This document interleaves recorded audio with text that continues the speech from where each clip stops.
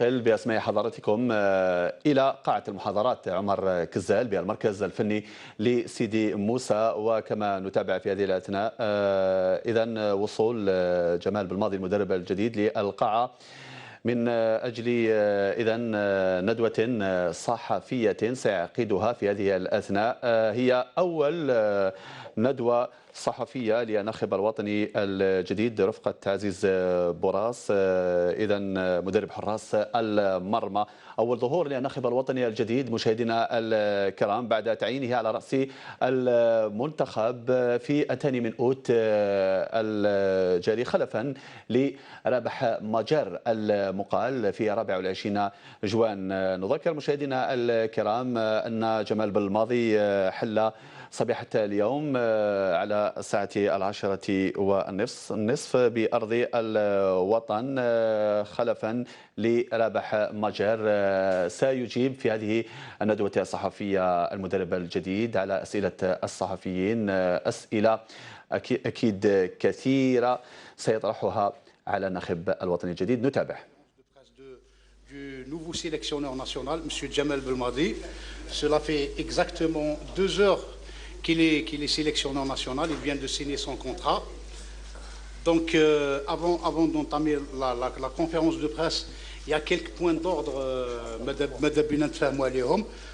D'abord, pour les questions, il y aura une seule question par journaliste.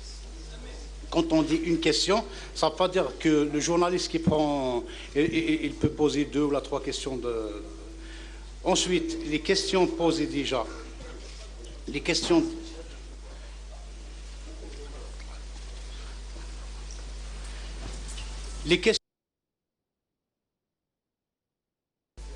Le timing, c'est 1 heure, pas plus. Donc, on peut, avant de commencer cette conférence de presse, M. Jamel Belmadi souhaite donner un mot pour sa première conférence de presse. Voilà. Salam alaikum. Bienvenue dans la fosse au lion, c'est ça? Non. Bah écoutez, déjà avant tout, je suis heureux d'être là devant vous. Je suis heureux d'assister à cette première conférence de presse en tant que sélectionneur national. C'est évidemment pour moi une énorme fierté d'être à la tête de l'équipe 1 de notre pays. C'est en même temps lourde responsabilité. Une décision aussi que j'ai prise mûrement réfléchie, parce que la responsabilité qui va être la mienne nécessite évidemment une profonde réflexion. En tout cas, le premier sentiment qui m'anime, comme l'a dit notre ami 2 heures après cette signature, c'est beaucoup de fierté, un honneur de représenter, on va dire entre guillemets, la plus haute fonction footballistique, l'équipe Fagnan, notre pays, et d'en assumer la responsabilité. Voilà, on peut commencer. On commence la conférence de presse par...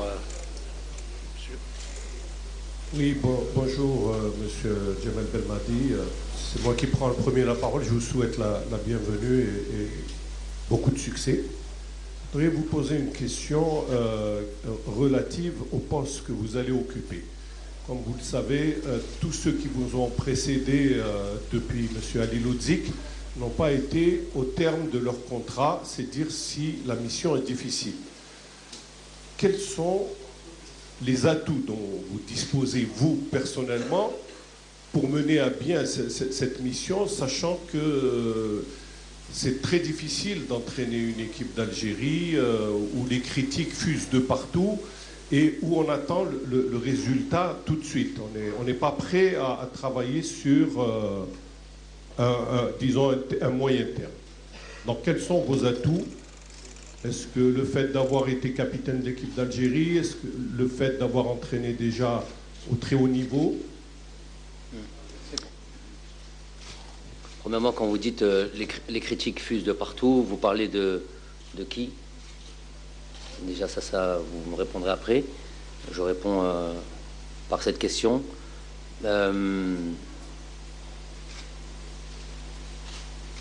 Mon passé de joueur m'a certainement aidé dans mes fonctions d'entraîneur. Ça fait à peu près une petite dizaine d'années que maintenant j'entraîne. Donc il est évident que ça a eu un rapport plus qu'important dans, entre guillemets, le succès qui a été le mien jusqu'à maintenant. Jusqu'à maintenant, je dis bien, j'espère qu'il va perdurer. Puisqu'au début, je n'avais que ça, je n'avais que mon expérience de joueur, avec peut-être une réflexion sur le jeu qui a toujours été la mienne, en tant que joueur, je veux dire, et qui m'a aidé aussi énormément dans le déroulement de ma carrière d'entraîneur, de ma jeune carrière d'entraîneur. Donc, évidemment que ça a un atout, ça d'avoir été joueur, à partir du moment où on se le met à contribution, mais pas seulement ça, évidemment pas seulement ça, sinon tous les anciens joueurs deviendraient entraîneurs et auraient du succès. Les atouts, bah déjà, les atouts, c'est difficile un peu de se décrire personnellement. Moi, je veux dire, il y a une fédération qui a pris ses engagements avec moi, c'est qu'ils en ont vu quelques-uns pour mener à bien cette mission. Dire tout ce qu'on a peut-être pu déjà entendre.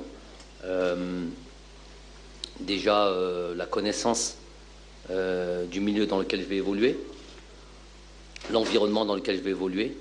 Donc déjà, en commençant par les joueurs, la connaissance de tous ces joueurs qui ont peut-être été formés à la même école que la mienne. La connaissance de leur état d'esprit. Aujourd'hui, tout le monde est d'accord pour mettre, entre autres, pointer l'état d'esprit justement de ces joueurs-là. Hein? Donc, peut-être avoir un déclic par rapport à ça. Ensuite, quand je dis connaître l'environnement, connaître aussi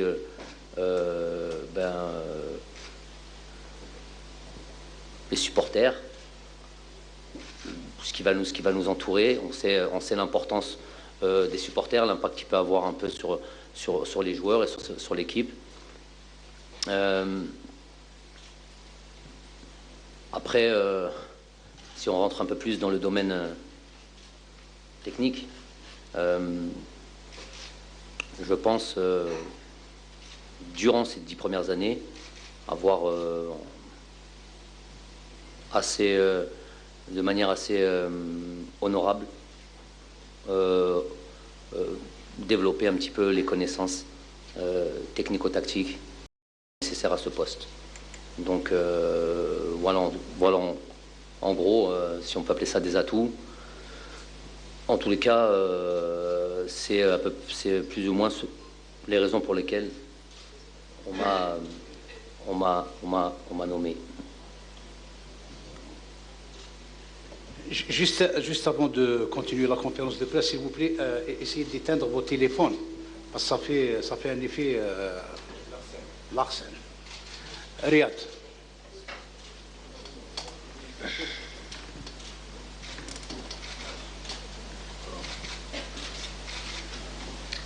Bonjour Jamel, bon retour chez toi. Alors, moi je vais m'excuser, j'ai deux questions en une, je veux dire. Première question, on s'est rencontrés la dernière fois à Doha en mars 2015, c'était juste avant le match de l'Algérie face au Qatar. On a eu une petite discussion et je vous avais demandé ce que vous penseriez d'une proposition à la tête de la sélection, et vous sembliez, il y a un peu plus de 3 ans, un peu frileux, même très frileux à l'idée de venir pour certaines conditions. Vous parliez d'environnement tout à l'heure, l'environnement des joueurs. À l'époque, c'était plus l'environnement de la fédération. Alors la question, elle est simple. Qu'est-ce qui a changé entre mars 2015 et aujourd'hui, puisque vous venez de signer votre contrat? Et puis la deuxième question, rapidement. On sait que vous êtes quelqu'un qui n'aimait pas trop cet exercice du sélectionneur et du technicien face à la presse. Beaucoup de sélectionneurs avant vous se sont cassés les dents, certains ont même plié bagage. Alors, est-ce que la presse algérienne va s'adapter à la méthode Belmadi, ou c'est peut-être Belmadi qui va essayer de s'adapter à la fosse au lion, comme vous l'avez appelé tout à l'heure? Merci. Bon, premièrement, je ne me rappelle pas de cette discussion qu'on a pu avoir, mais si vous dites qu'elle a eu lieu, c'est sans doute vrai. Si j'ai dit que j'avais, comme vous avez dit, frileux, très frileux, c'est pas trop dans ma nature d'être frileux. Je suis pas un kamikaze non plus, mais frileux, ce serait peut-être pas le mot, donc je suis obligé de vous rectifier. C'est pas un de mes traits. Ok. Donc vous avez insisté 2 fois sur ce mot-là, donc je prends le temps de vous répondre par rapport à ça. Donc très frileux, non, pas très frileux. Par contre, ce que j'ai pu, et mon vrai sentiment par rapport à l'équipe nationale, c'est que on m'a régulièrement posé la question. Je parle de journalistes, de par des gens dans l'environnement du football national. Je ne parle pas directement d'une fédération, je parle plus de tous les composants du football national, excepté d'une fédération, parce qu'une fédération, ça devient officiel, donc c'est non officiel. On m'a souvent posé la question de savoir est-ce que j'avais l'ambition d'entraîner l'équipe nationale ou quand, et voilà. Donc ma réponse, si ça peut vous correspondre à ce que vous êtes en train de dire, c'est que j'estime toujours, ça l'est vrai, qu'il fallait avoir les armes suffisantes, le bagage suffisant pour pouvoir honorer cette responsabilité, cette position qui est pour moi pratiquement le Graal. Donc c'est pas une chose sur laquelle on s'invite, c'est pas un poste sur lequel on pousse. Je pense que vous pouvez tous, vous en êtes tous témoins. J'ai jamais fait une déclaration qui va dans le sens de je veux entraîner l'équipe nationale, je absolument, comme si c'était un objectif. C'est tellement énorme que pour moi, ça ne se demande pas. La responsabilité, je l'expliquais tout à l'heure à certains, la responsabilité ne se prend pas, ne se demande pas. La responsabilité, on vous la donne, vous l'estimez, vous la jugez, et si vous la jugez, si vous sentez apte, vous acceptez. Mais c'est pas quelque chose qu'on nous demande, c'est pas quelque chose qu'on veuille à tout prix prendre une position. Donc moi, c'est en ça que je dis, peut-être, et là je sais pas, j'espère que je réponds plus ou moins à votre question. Si je me suis pas engagé, en tout cas de manière claire par rapport à la sélection nationale et en voulant prendre les rênes, c'est parce que j'estimais qu'il fallait avoir le bagage pour ça. Donc est-ce qu'aujourd'hui je peux dire que j'ai le bagage? Ce que je peux dire, c'est que j'ai à peu près 10 ans maintenant de coaching, et que peut-être le moment est venu, même si je suis encore jeune, maintenant dans ce métier-là, vous voyez qu'il y a beaucoup de coachs comme ça qui sont un petit peu jeunes. Et j'ai déjà été sélectionneur d'un pays, certes pas aussi grand que l'Algérie, mais un pays avec des grosses attentes aussi, un pays avec une grosse pression aussi. Et alhamdoulilah, on a pu avoir le succès escompté. Donc maintenant, bien sûr que la tâche est bien plus ardue, la tâche est bien plus compliquée, surtout quand on voit la situation dans laquelle on se trouve. Ça, c'est un constat. On va relever le défi, et au jour d'aujourd'hui, voilà, la détermination est là, la motivation est là, évidemment, et on va essayer, on va faire le maximum pour pouvoir avoir le succès. Comment ? Sur la presse, alors mon rapport avec la presse, non, la pression de la presse ou des supporters ou la peau de plusieurs entraîneurs? Non, c'est pas ça. Non, c'est pas ça. Ouais. Ouais. À la presse, dans ma prise de décision.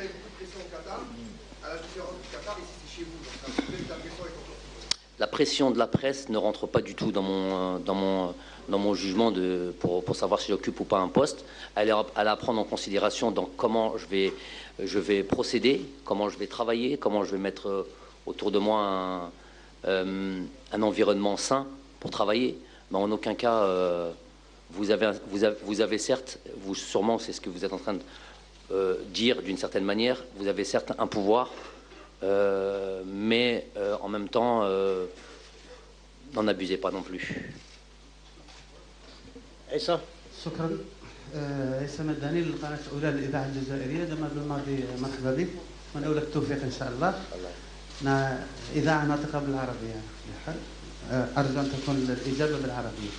سؤالي جمال بالماضي الاول هو حول ممكن نعرف الطاقم اللي راح يكون معك يتولى معك المسؤوليه لتدريب المنتخب الوطني. لحد الان نعرف باستثناء السيد بوراس. الباقي هناك ان شاء الله تكشف على الطاقم اللي راح يكون معك. ثانيا هل راح تعلن على القائمه المعنيه بمقابله غامبيا والبرنامج التحضيري لمقابله غامبيا؟ هل ممكن تكون مقابله وديه تطلب مقابله وديه؟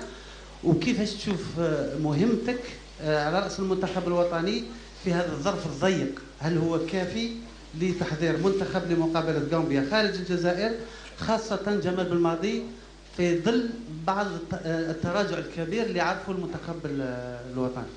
شكرا. تكلم بالفرنسية أحسن.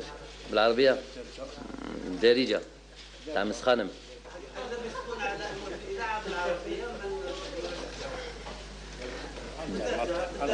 الجهاز الفني كان عزيز بوراس معايا. هو يبي تحب تتكلم بالعربية معنا؟ عزيز بوراس. في تاني واحد يسموه سيرج رومانو، تعرفوه باسكو كتبتوا عليه في الجماهير تاعكم. كان عندكم المعلومة قدامي. صح هو ان شاء الله يكون معنا. وعندنا واحد يسموه أليكس دلال، مدرب البدني، préparateur physique. Il vaut mieux en français, non? Oui, oui. En français. Donc, pour le match de la Gambie, comme vous avez dit, placer un match amical, quand? C'est tout simplement pas possible. Il n'y a aucune possibilité de placer un match amical. C'est vrai que prendre la fonction au regroupement le 3, match le 8, c'est ça? 5 jours avant le truc, c'est une mission casse-cou. C'est un match risqué, mais c'est la situation dans laquelle je suis. Donc on ne va pas s'en plaindre. On va essayer de gagner du temps. Alhamdoulilah, s'il vous plaît, un petit peu de silence. On s'écoute. On va essayer de gagner du temps. Les joueurs, alhamdoulilah, les joueurs, je les connais. On va voir le temps de jeu de chacun. On va voir l'état de forme de chacun. Dire que je vais mettre, si c'est ça que vous voulez savoir, je devance un petit peu les questions. Quelle équipe je vais mettre en place? Est-ce qu'il va y avoir de gros changements? Est-ce qu'on va rester dans pour pas prendre de risques, est-ce qu'on va rester dans une certaine stabilité? Est-ce qu'il y en avait une stabilité? Est-ce que vous avez aujourd'hui l'équipe type de l'équipe nationale? Quelqu'un la connaît? Je pense pas qu'il y a eu une équipe type qui est ressortie ces derniers temps. Donc tout ça c'est pris en considération, tout ça va être mûrement réfléchi et on va faire en sorte d'aller là-bas pour gagner le match, tout simplement.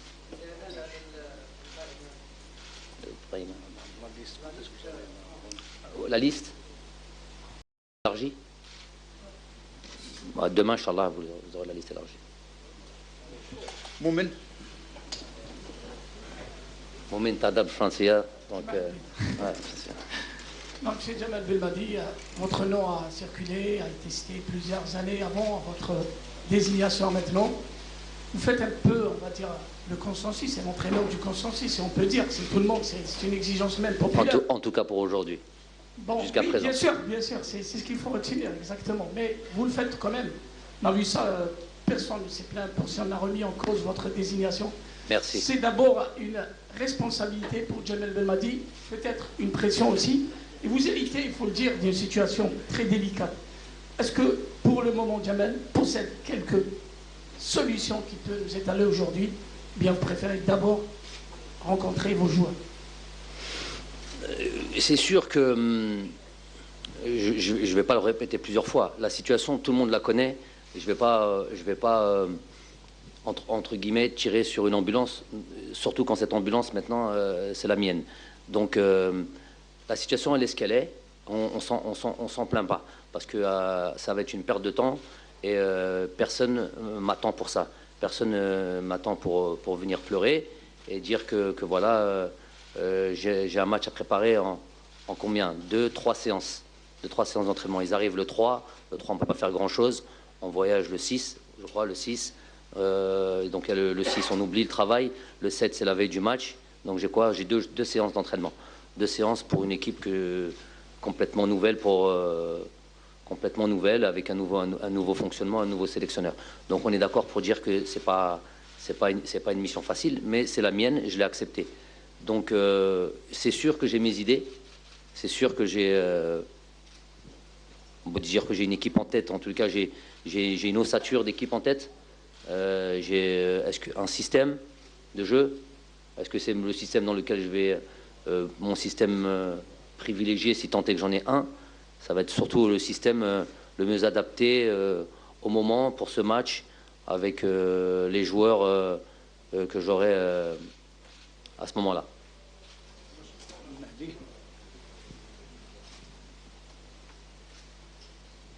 Oui, Madi Brak, des foot.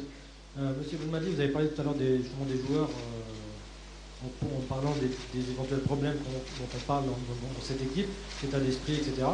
Cette équipe, il y a 4 ans, elle a réussi, on va dire, un sommet en arrivant en 8e de finale contre l'Allemagne. Depuis, on a vu cette équipe chuter de plus en plus au niveau des résultats, au niveau du jeu.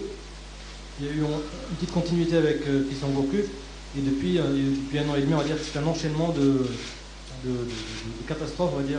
Les résultats ne vont pas, l'état d'esprit ne va pas.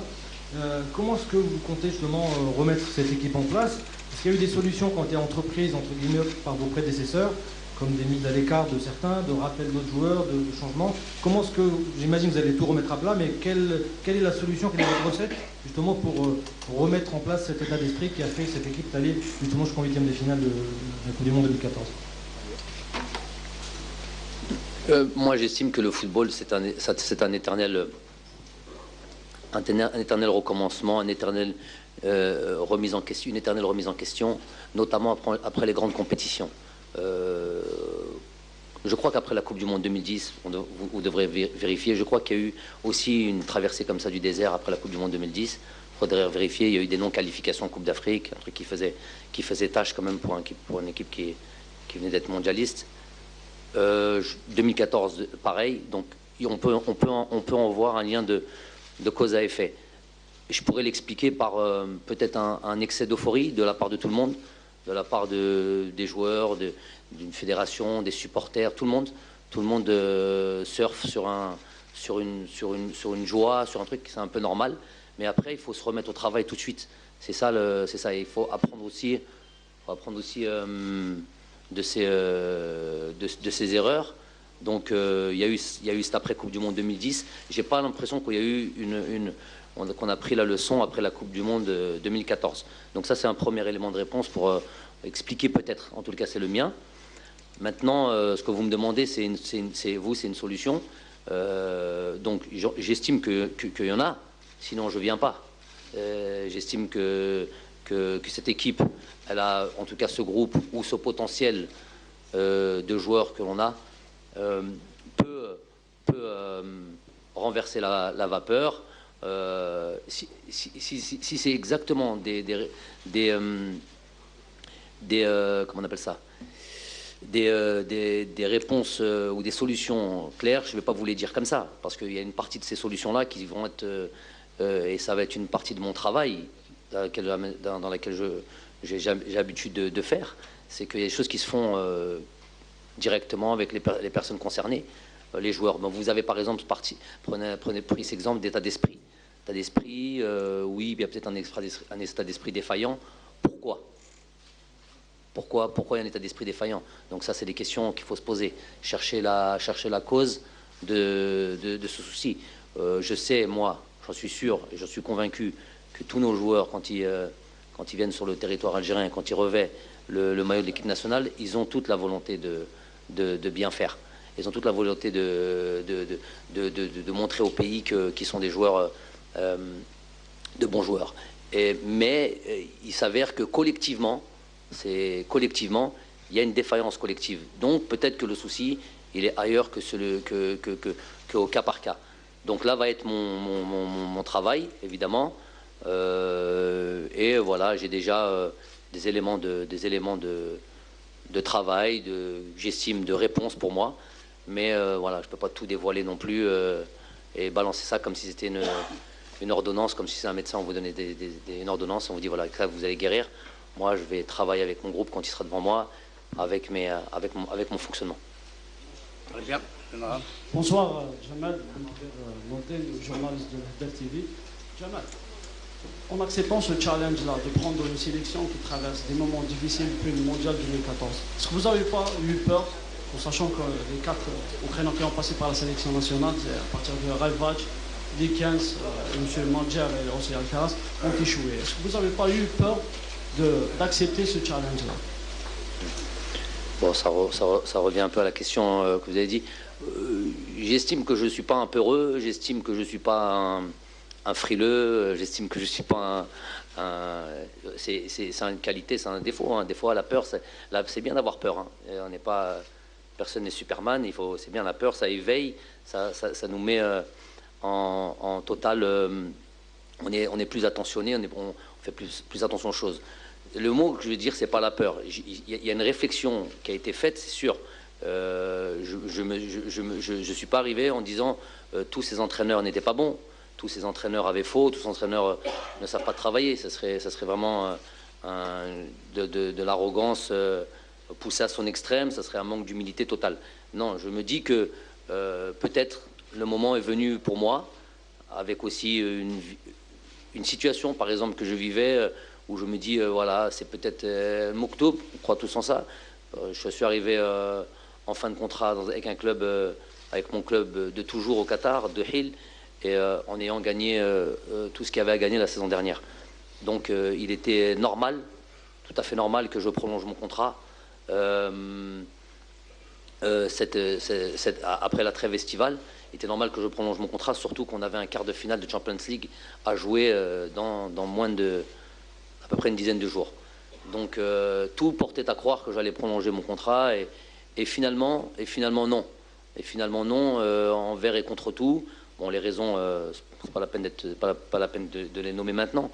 En tous les cas, il s'avère que j'ai pas signé mon contrat sans avoir de relation avec l'équipe nationale à ce moment-là, puisque j'ai eu le premier contact un mois après ma non-prolongation de contrat avec mon club. Donc je me dis que peut-être il y a une personne qui m'a dit est-ce que j'ai pas fait le tour des choses au Qatar, j'ai pas vu. Donc peut-être que c'est ça, peut-être que j'ai envie de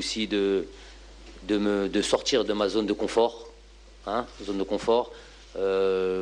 J'ai tout gagné, moi et mon staff et mes joueurs, évidemment. Et je vais même dire mes joueurs, mon staff et moi. On a tout gagné au Qatar. On était bien parti pour l'Asie, c'est vrai, j'ai pas gagné la Champions League, j'aurais aimé. Mais voilà, le challenge est difficile, mais excitant. Le challenge, c'est mon pays. Et là, pas le temps d'avoir peur.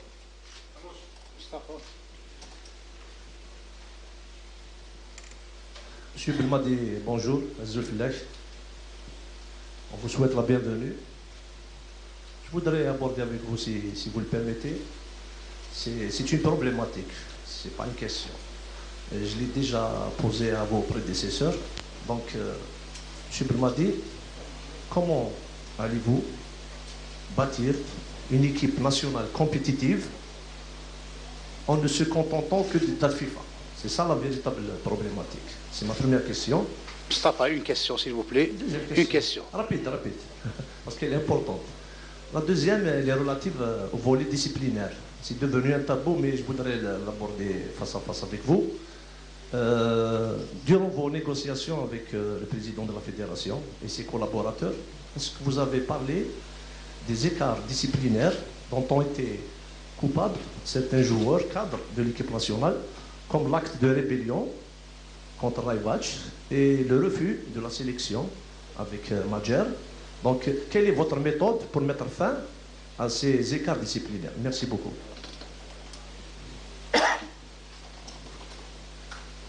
Je vais commencer par la deuxième question.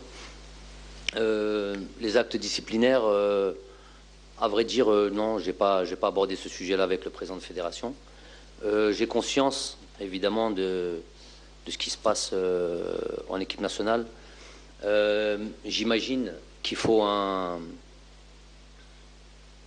Quand je dis j'imagine, je suis certain qu'il faut un code de bonne conduite dans toute équipe, club, fédération, équipe nationale. Donc pour moi, il est évident, en plus, surtout quand on représente un pays, c'est d'ores et déjà quelque chose de logique et qui tombe sous le sens. Maintenant, les non-sélections de joueurs qui sont... Je ne sais pas ça, je sais pas, parce que si ça avait été le cas, ça peut être puni par la FIFA. Ça. Donc je ne sais pas si ça a existé, j'en ai entendu parler, mais je sais pas si c'est réellement ce qui s'est passé exactement. Moi, je pars du principe que je vais mettre mon fonctionnement, redistribuer les cartes, partir tous sur la même ligne et faire en sorte que tout le monde respecte cette équipe nationale, tout le monde respecte ce pays. Et je sais pas, j'ai la conviction que j'espère que vous m'attraperez pas au tournant de ça. Ça voudrait dire que ça sera un échec pour moi. J'ai la conviction que de ce côté-là, de ce volet-là, ce volet disciplinaire, on n'aura pas de soucis. Je suis sûr et certain qu'on va avoir des joueurs dévoués, des joueurs disciplinés. Et si par malheur, ce que je souhaite pas, si par malheur certains viendraient à justement sortir du cadre du bon fonctionnement d'une équipe nationale, eh ben, évidemment, ils seraient sanctionnés. Je suis pas là pour ça. Moi, je suis là pour faire en sorte que tous ceux qui viennent dans cette équipe-là viennent avec énormément de détermination.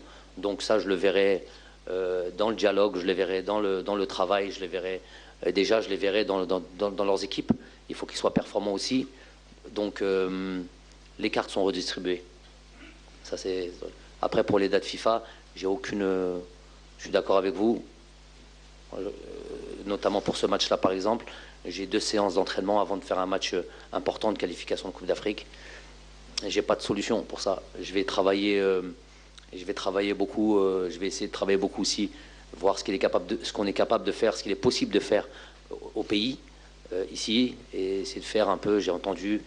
Il va falloir travailler un peu en relation avec les clubs. Est-ce qu'il est possible des fois de faire des regroupements comme on le fait un petit peu au Qatar, en étant en relation très étroite avec les entraîneurs? Je sais qu'ils n'acceptent pas ça facilement, même pas du tout.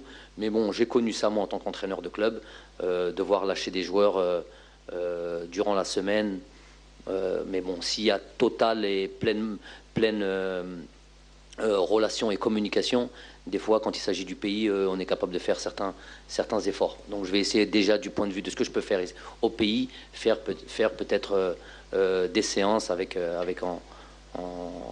des joueurs que j'aurais estimé qu'ils ont besoin de travailler, en tous les cas, dans certains axes de travail qui correspondent à l'équipe nationale. Cela ne veut pas dire, absolument pas dire, que dans les clubs, j'estime qu'ils ne travaillent pas mal. C'est pas du tout ce que je suis en train de dire, mais plus par rapport, peut-être plus sur le plan tactique ou quoi, me correspondant, moi, avec mes demandes à moi personnellement. Donc on va voir si c'est possible, mais sinon, j'ai pas d'autre solution.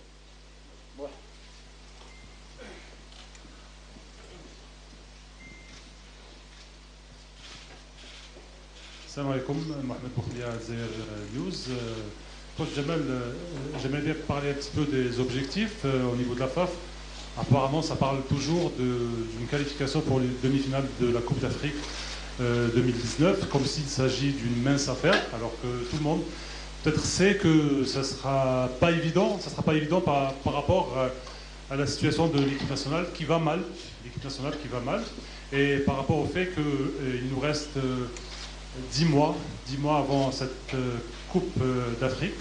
Et donc, au vu de la difficulté du chantier, est-ce que vous ne pensez pas qu'il est plus utile, pour l'intérêt de tous, pour l'intérêt de l'équipe nationale, pour l'intérêt de Jamal Belmadi aussi, abandonner, oublier, bien sûr qu'on va y participer, mais oublier cet objectif, cette histoire de demi-finale de la Coupe d'Afrique, penser plutôt à la Coupe d'Afrique 2021 et à une qualification en Coupe du Monde 2022, en oubliant l'objectif des demi-finales de Coupe d'Afrique 2019. Merci. Déjà, il y a une chose importante pour moi, c'est que j'ai entendu, et c'est pas du défaitisme, au contraire, vous verrez par le temps que je suis peut-être plus optimiste qu'il ne se doit. Déjà, il faut se qualifier pour cette Coupe d'Afrique. Avec tout le respect que j'ai pour tous ceux qui étaient avant moi, je vais parler juste du résultat d'équipe. Hein. C'est pas des entraîneurs. Les entraîneurs ne sont pas responsables de tout, donc c'est pas d'eux que je parle. Mais on a perdu le dernier match, c'était Cap-Vert. On a perdu contre le Cap-Vert. On a perdu contre avant comme équipe. Voilà. L'Iran, on va dire le Portugal. Si vous perdez contre le Portugal, c'est pas une honte. Voilà. Mais on peut bien jouer contre eux, mais bon, il est possible de perdre contre le Portugal, vainqueur du championnat d'Europe. Donc. Mais par contre, voilà, perdre contre le Cap-Vert, pour moi. Donc au jour d'aujourd'hui, il faut déjà vite remettre les choses en place et revenir vite à l'essentiel et ne pas se voir plus beau qu'on ne l'est. Ça, c'est important quand même. Donc ça va être déjà, on va y aller étape par étape, avant même de parler de demi-finale. Ensuite, moi, quand on me dit, je vais vous poser la question. Quand on me dit de fixer la demi-finale ou serait préférable de ne pas fixer la demi-finale, de plutôt se concentrer sur la Coupe d'Afrique 2021 et la qualification à la Coupe du Monde. Ça voudrait dire quoi dans les faits? Ça veut dire... Oui, et ça veut dire aller à la Coupe d'Afrique dans quel état d'esprit? Si tant est qu'on se qualifie en 2019, dans quel état d'esprit? Comment? Ne pas la jouer? Ou la jouer avec des jeunes? Qu'est-ce que ça veut dire? Non mais le mot... Ah, donc dans la communication, de dire c'est tel objectif ou tel objectif, pourtant, peut-être que j'ai tort ce que je vais vous dire, mais moi, vous allez me prendre peut-être pour un fou, hein, mais moi je vais aller dire par exemple à mes joueurs que je veux gagner la Coupe d'Afrique. Vous vous rendez compte? Alors qu'on parle de demi-finale, c'est non réalisable et non imaginable. Mais moi, je suis obligé de dire ça. Je vais participer à une compétition. Je sais qu'on n'a pas gagné contre le Cap-Vert et je suis en train de dire qu'on va aller gagner une Coupe d'Afrique. C'est pas des objectifs, mais c'est une volonté de faire le maximum. C'est ça que je veux dire par là. C'est-à-dire qu'on va participer à une compétition. Il n'y a pas à dire on oublie les objectifs, on y va, on pense à 2021. Donc qu'est-ce qu'on fait jusqu'à 2021? Non. Le temps, moi, le prochain stage, on est déjà dans le travail. Le prochain stage, les 2 jours que j'ai, je suis déjà dans les 2 séances d'entraînement et les 4-5 jours que j'ai, je suis déjà dans le travail. Et chaque moment, chaque jour où je serai avec la sélection ou pas avec la sélection, je serai dans le travail. Donc moi, j'ai pas envie de me dire objectif plus tard ou plus tard. Et je vais faire le maximum pour me qualifier et après, quand j'y serai dans cette Coupe d'Afrique, on va faire le maximum pour aller le plus loin possible. Et moi, je m'interdis rien. Moi, avec tous les problèmes qu'on a aujourd'hui, c'est dépassé de parler comme ça. Je sais qu'on peut me prendre pour quelqu'un d'objectif complètement irréalisable et fou. Mais moi, ce terme-là, il ne me convient pas trop. Moi, je crois au travail de tous les jours et je crois au dépassement de soi et je crois à l'implication et à l'effort. Moi, je crois par exemple aux Islandais qui font des choses que personne n'attendait. Donc moi, je crois que tout est possible quand on met le maximum. Maintenant, je ne vous ai pas dit qu'on allait gagner la Coupe d'Afrique, hein, ne m'attendez pas au tournant. Kamal.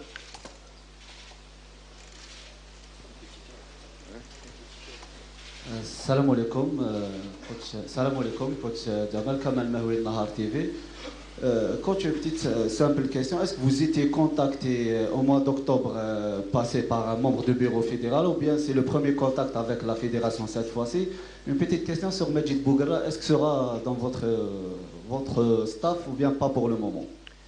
Pour le contact au mois d'octobre, c'était on va dire un demi-contact. Donc ça suffit pas pour prendre une sélection un demi-contact. Donc ça c'est pour la première question. Pour la deuxième question, Majid Bouguerra il est en poste et dans un club il a fait une bonne saison la saison dernière avec l'équipe des moins de 23 ans. J'ai tellement de respect pour ce club-là qui a fait confiance à deux Algériens en les mettant non diplômés au départ. En tout cas, par exemple, pour Majid la saison dernière et moi, il y a 10 ans, nous donner, moi, l'équipe première encore plus, nous donner les responsabilités. Il n'y a pas beaucoup d'équipes et pas beaucoup de pays au monde qui le feraient. Donc, je vais respecter ça. Et pour l'instant qu'il est en poste, on va laisser tranquille. Et si les choses, elles se feront de manière douce. Mais moi, je n'ai pas compris. Nazim. Nazim.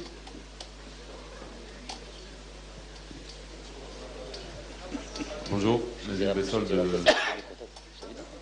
Pardon. Bonjour, Nazim Bessol, Botola. Trop petit le Qatar. Ça finit par se réaliser. Donc j'ai une question par rapport... Est-ce que vous avez eu des contacts avec les joueurs et dans quel état d'esprit sont-ils? Des contacts directs ou indirects? Dans quel état est le groupe après votre nomination?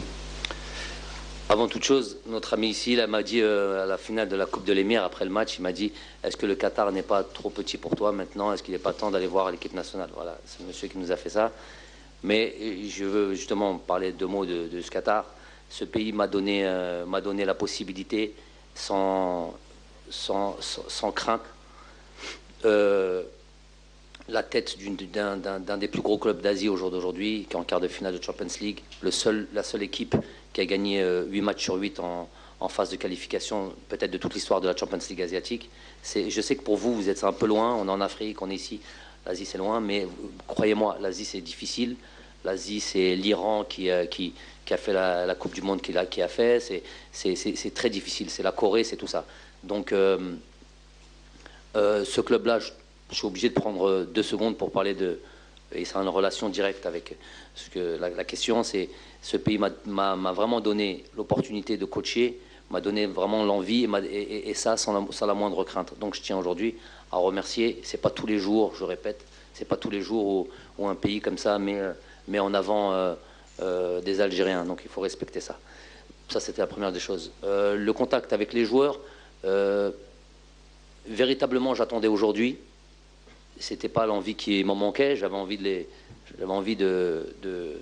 déjà travailler. J'ai travaillé de manière différente depuis ma rencontre avec M. Zetchi le 2, où j'estimais que j'étais déjà en fonction, non officielle mais déjà en fonction. Donc j'ai fait tout ce que j'ai pu faire du 2 jusqu'au jour d'aujourd'hui, en m'interdisant de rentrer en contact avec les joueurs.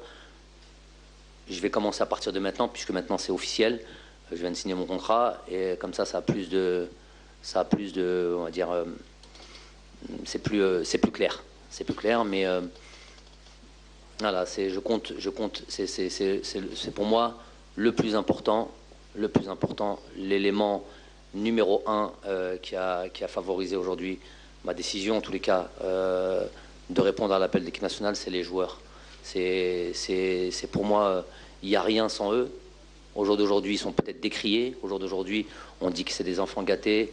Au jour d'aujourd'hui, on dit que c'est qu'ils ne mouillent pas les maillots, qui ne sont pas à la hauteur des attentes du pays. Peut-être que c'est vrai d'une certaine manière. Maintenant, moi, ce qui m'intéresse, c'est pourquoi ils sont comme ça. Je suis sûr qu'ils aiment beaucoup leur pays. Je suis sûr qu'ils ont envie de faire une brillante carrière internationale. Ils l'ont déjà prouvé. Ils ont déjà fait sortir le peuple dans la rue, avec notamment la Coupe du Monde 2014 et cette victoire, ce passage au second tour, et ce gros match qu'ils ont fait contre l'Allemagne. Moi, j'ai envie de retrouver ça. Et ça, moi, je peux pas l'oublier.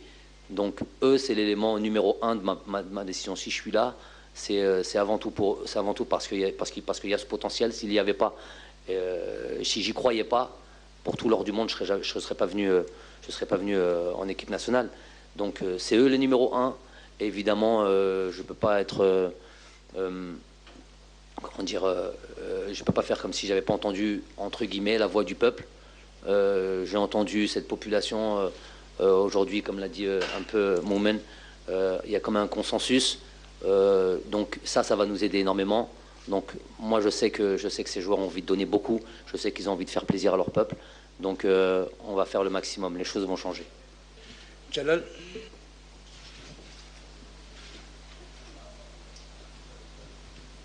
السلام عليكم جلال يعيش الجزائري أوان كوتش tout d'abord موفق في المنتخب الوطني. Pour ma question, à 48 heures de votre nomination, le président de la fédération est sorti après un bureau fédéral où il a déclaré que le prochain sélectionneur était un entraîneur mondialiste qui a fait la Coupe du Monde. Et puis, c'était M. Jamel Belmadi qui a été nommé à la tête de cette équipe nationale. Est-ce que ce n'était pas un plan B ou C de la fédération? Comment vous avez senti la chose? Et durant les discussions, comment vous avez parlé de... Est-ce que vous avez parlé de ça? Et ma deuxième question, on dit beaucoup que M. Belmadi... C'est bon, une question, Jalal. Une question, Jalal. C'est bon. Même si j'avais été, comme vous l'appelez, ni A, B, ni C, ni D, on aurait des mathématiques, même un plan Z, il s'agit de l'équipe nationale, il n'y a pas de plan à avoir. Si Carlos Queiroz n'est pas là, si Gourcuff n'est pas là, si c'est leur problème, c'est pas mon problème à moi. Je sais pas, il n'y a pas d'orgueil à avoir avec l'équipe nationale, avec son pays, il n'y a pas ce... Je l'ai beaucoup entendu ça vous appartient à vous, c'est normal, vous aimez parler de ce genre de choses. Moi, au jour d'aujourd'hui, c'est moi qui ai signé 4 ans avec cette équipe nationale, et c'est tout ce qui m'intéresse. Donc, il n'y a pas d'orgueil de ma part. Ça me dérange pas du tout d'être le dernier plan, comme vous l'avez dit, de la fédération. A, B, C, D, on pouvait continuer jusqu'à Z comme ça. C'est pas grave. Malish. Donc D. Système D. D'accord. Donc D comme Jamel, bien, ça va. Donc, ok, pas de problème. Donc, je suis le plan D. Et je vais faire en sorte qu'on regrette pas d'avoir pris le plan D et essayer de faire mon maximum. C'était ça la question. Hein. Islam.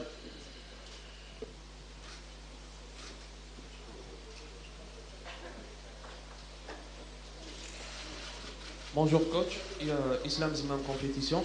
Voilà coach, il y a des joueurs qui ont été bannis dernièrement, on pense notamment à Sofiane Hani et Safir Alder. Il y a eu aussi des soucis avec Sofiane Ferroul et Raïs Mbouhi. Est-ce que vous allez effacer l'ardoise et tout recommencer à zéro avec eux? J'ai dit tout à l'heure, on repart, on redistribue les cartes, on repart à zéro. Tous ceux qui ont envie, pas seulement envie c'est un petit mot pour moi. Quand il s'agit de l'équipe nationale, c'est ceux qui ont une détermination à 2000%. On leur tu me poses la question, voilà, de 2000%, Kemmelt. Passe à autre chose. Simon.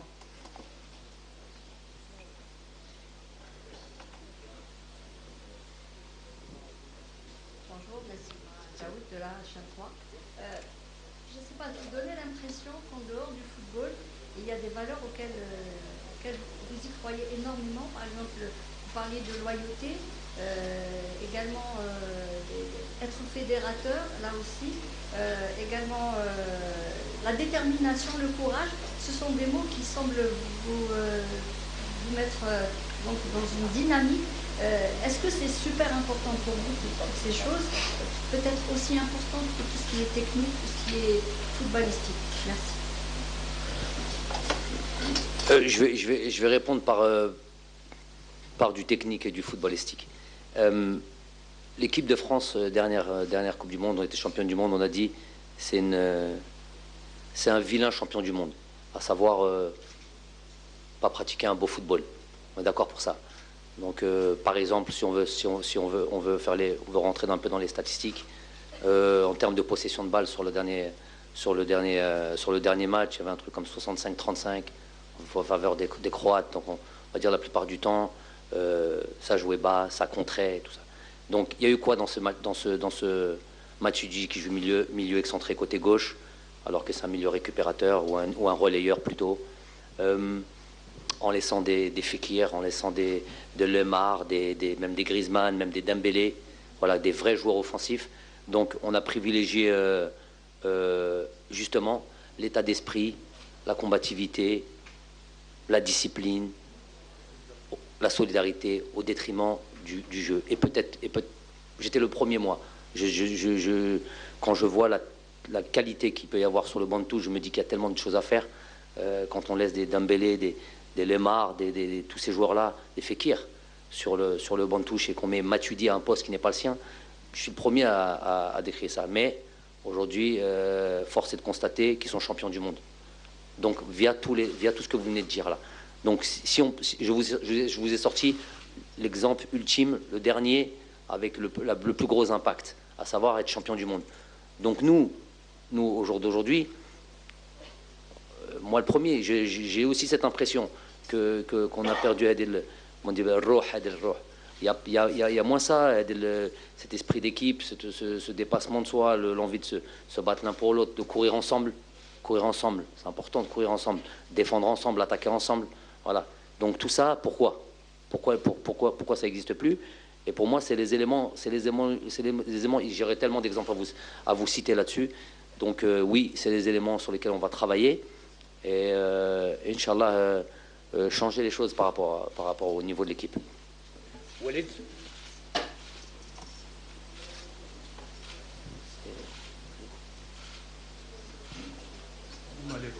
السلام عليكم. كوتش في الندوه الصحفيه الاولى للمدرب الوطني السابق رابح مهاجر قال انه الاستراتيجيه تاعو يعني راح يعتمد على اللاعب المحلي. يعني ممكن تعرفنا على الاستراتيجيه تاعك في المنتخب الوطني، هل ستعتمد على اللاعبين المحليين وهل سنراك يعني تتنقل الى الملاعب الجزائريه؟ Donc là on est pile poil dans le débat mahalli et binationaux et professionnels. Oui ou non? Oui? C'est ça la question. D'accord. Prévisible, hein? Ça fait 15 ans que je l'attendais cette question. Donc, ok, je vais vous répondre, ça va être un petit peu long. Donc pour moi, ce débat-là, des binationaux, le mahalli, les professionnels, on dirait qu'en Algérie on n'est pas professionnel. Alors que j'ai pas entendu qu'il y avait un joueur qui jouait à l'USMA et qui était boulanger durant la journée. J'ai pas entendu ça. On a gars à Galouné, ça prend 25 000 euros, 30 000 euros. Ils sont tous professionnels, ils ont tous des grosses voitures et tout ça. Donc ce débat de Mahalli truc, il nous pose un grand problème, un vrai grand problème. On perd du temps et je suis sûr que derrière ça, il y a une volonté de perdurer, de rester dans ce débat-là et de ne pas faire avancer les choses. À qui ça profite? Surtout pas à l'équipe nationale d'Algérie. Surtout pas. Alors, au jour d'aujourd'hui, non. Aujourd'hui, je vais parler une fois de ça et je ne vais plus jamais reparler de ça. Moi, l'Algérien, où il se trouve, peu importe où il se trouve, s'il se retrouve sur Neptune et il sait jouer au foot, et il joue bien, et je vais jeter un coup d'œil, je vais jeter l'œil dessus, voir s'il peut jouer en équipe nationale. Donc s'il joue, peu importe où il se trouve, il est sélectionnable, il vient en sélection, s'il est bon. Donc, il n'y a que la compétence qui m'intéresse. Il n'y a plus de Mahalli, pas de Mahalli. Je ne veux plus jamais entendre parler de ça. Je veux parler de joueurs sélectionnables algériens. Où ils se trouvent? Passeport vert, S12 délivré par le Beledia, il vient. Il est bon, il vient. Il faut arrêter avec ce débat-là. Je ne sais pas pourquoi vous êtes encore là et pourquoi on perd tout ce temps-là. Ça existait quand j'y étais, moi. Mahalli, pas Mahalli. Un jour je suis arrivé en sélection, je ne sais plus quel match, je crois, Sénégal ou quoi. J'étais peut-être le seul qu'on avait ramené de France. Il y avait 15 internationaux potentiels qui attendaient de ce match de qualification de Coupe du Monde. Je me suis retrouvé tout seul. Je comprends même pas. Je comprends pas. On a perdu beaucoup de temps pour ça. On a perdu beaucoup de temps et moi, ça n'existera plus, ça. C'est celui qui est fort, celui qui est bon, celui qui mérite de jouer, il joue, tout simplement. Il n'y a plus de Mahalli. Dernière question, Tariq Boufleh.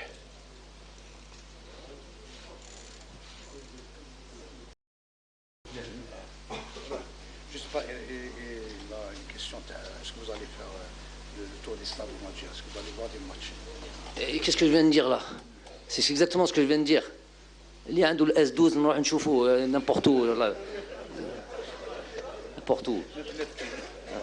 Tindouf, عندهم équipe Tindouf, ما على باليش. Sur la division, première division. La deuxième division là. Mais non, toutes les équipes, tous les joueurs qui sont bons, on a des bons joueurs. Là où ils sont, Saoura, on va aller là-bas, tout ça. On va aller là où il y a des bons joueurs.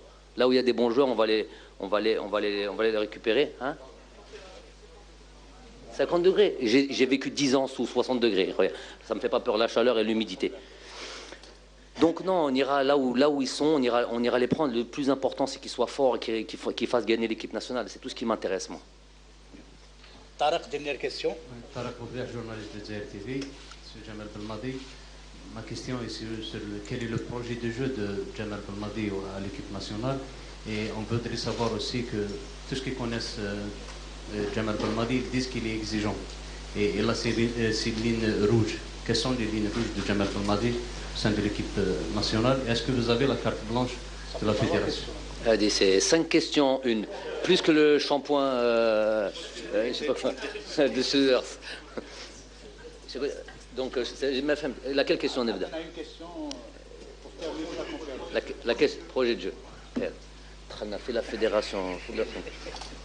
Projet de jeu. Projet de jeu, système de jeu. Projet de jeu. Ok.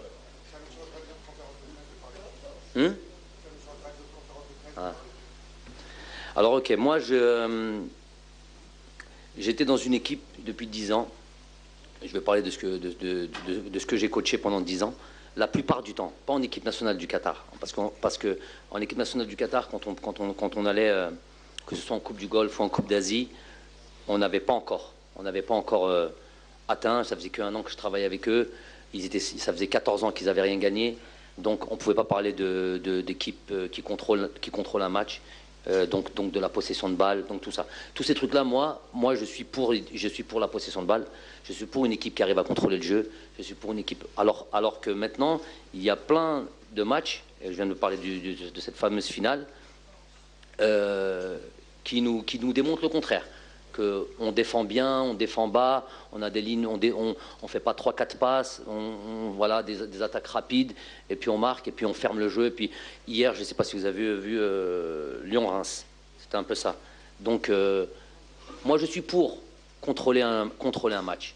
Je suis pour avoir le ballon. Je suis pour créer des problèmes à l'adversaire.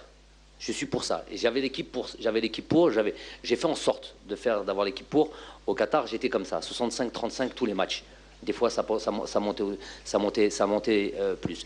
Mais il y a eu aussi des fois où j'étais en Champions League, où là, je jouais contre les Iraniens, où je jouais contre des équipes très fortes aussi, avec une grosse, je sais pas, quand on joue contre la Hilal, quand on joue contre peut-être Al Ain, à part l'année dernière, où j'ai joué peut-être différemment. Mais de manière générale, est-ce que c'est mon passé de milieu offensif? Est-ce que c'est mes idées? Voilà, je préfère contrôler, je préfère pas subir, parce que je sais qu'en contrôlant le jeu, on a plus de chances de gagner que de perdre. Je sais qu'en contrôlant le jeu, on a plus de chances de se créer d'occasion et moins d'en concéder.